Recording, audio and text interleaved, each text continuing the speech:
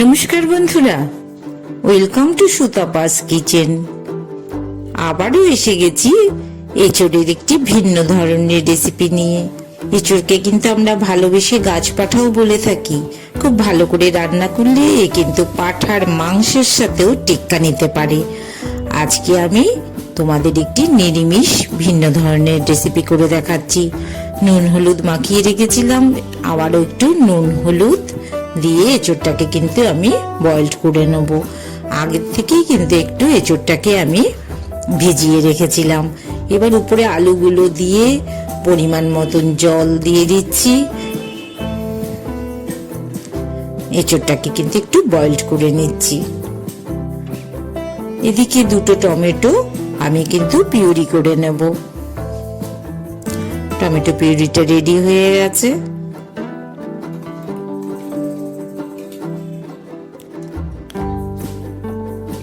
চারটে মতন কাঁচা লঙ্কা নিয়ে নিলাম,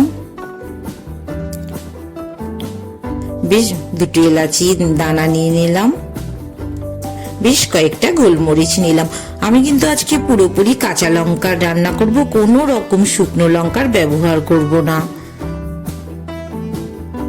1 চামচ মতন ধনের গুঁড়ো নিলাম, এর থেকে সামান্য কম 1 চামচের মতন জিরের গুঁড়ো নিলাম।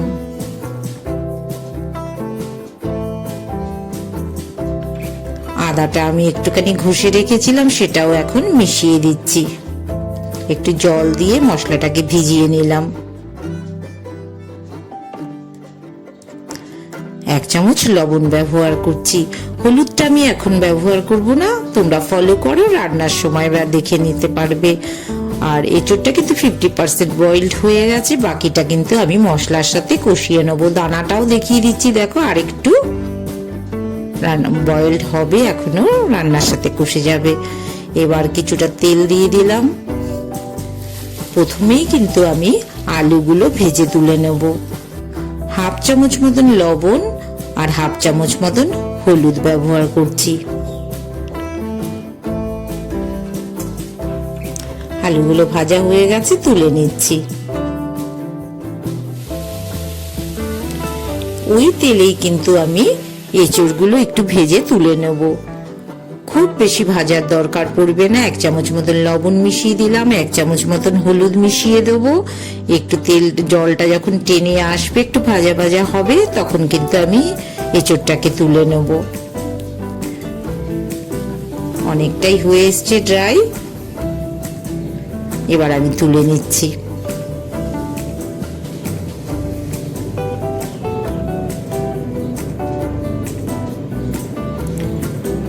বেশ কিছুটা ছোলা, শুকনো ছোলা, সেই ছোলাটাকে কিন্তু আমি মিক্সিতে একটু গ্রাইন্ড করে নিচ্ছি।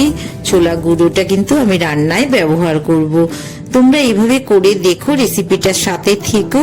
ভীষণ সুন্দর রেসিপি, খেতেও যেমন সুস্বাদু হবে, প্রসেসটাও ভীষণ সুন্দর। আমি ছোলার গুঁড়োটা রেখে দিচ্ছি। তোমরা তো জানো ছোলা আমাদের ভীষণ পুষ্টিকর। 100 গ্রামের মতন দই আমি ফেটিয়ে রেডি করে নিলাম।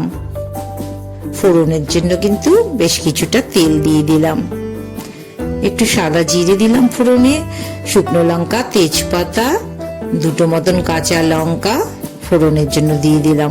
এই যে মশলাটা যেটা পেস্ট করে রেখেছিলাম, সেই মশলাটা কিন্তু এবার আমি মিশিয়ে দিলাম। এখন পর্যন্ত কিন্তু আমি কোনো হলুদের ব্যবহার করিনি।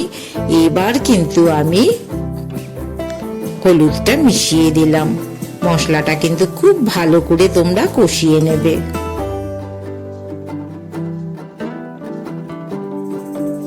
টমেটো পিউরিটাও মিশিয়ে দিচ্ছি।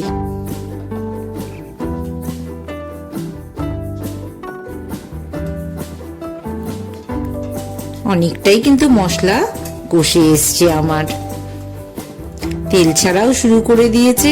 আমি কিন্তু আরো সুন্দর করে মশলাটাকে ড্রাই করে কষিয়ে নিচ্ছি। এই পর্যায়ে আমি কিন্তু দইটা মিশিয়ে দিচ্ছি। আর দইটা মিশানোর সাথে সাথে কিন্তু তোমরা গ্যাসের ফ্লেমটাকে কমিয়ে দেবে। দইও কষে এসছে। আমি কিন্তু আরেকটু যেটুকু দইয়ের গ্রেভি রয়ে গেছে এক্সেস, সেটুকু কিন্তু আমি মিশিয়ে দিলাম। একদম দেখো মশলাটা কিন্তু খুব সুন্দর কালারও চলে এসছে, কষেও গেছে। এবার কিন্তু আমি ভেজে রাখা এঁচোড় আর আলুগুলো মিশিয়ে দিচ্ছি। আমার যেসব বন্ধুরা এখনো আমার এই চ্যানেলটিকে সাবস্ক্রাইব করনি তারা কিন্তু অবশ্যই সাবস্ক্রাইব করে দিও। আর পরিমাণ মতন অল্প অল্প করে জল মিশিয়ে দিচ্ছি। আর লাইক করতে কেউ যদি এখনো ভুলে গিয়ে থাকো, একটা ছোট্ট করে একটা লাইক করে দিও। সবাই সাথে থেকো, আমার কিন্তু রেসিপিটা এখনো বাকি আছে, তোমরা ফলো করো। এবার যে ছোলার গুঁড়োটা করে রেখেছিলাম সেই ছোলার গুঁড়োটা কিন্তু মিশিয়ে দিচ্ছি, বড় চামচের 2 চামচ মতন। এটা কিন্তু রান্নায় খুব ভালো বাইন্ডিংও নিয়ে আসবে, আর এক্সেস ওয়াটারটাও টেনে নেবে, আর কিন্তু খেতেও খুব সুস্বাদু হবে। তোমরা এভাবে করে দেখো, অবশ্যই তোমাদের রেসিপিটা কিন্তু পছন্দ হবে। গ্রেভিটা তোমাদের পছন্দ মতন যে যেরকম রাখতে চাও। আমি কিন্তু গুঁড়ো চিনি বড় চামচের 1 চামচ মতন মিশিয়ে দিচ্ছি।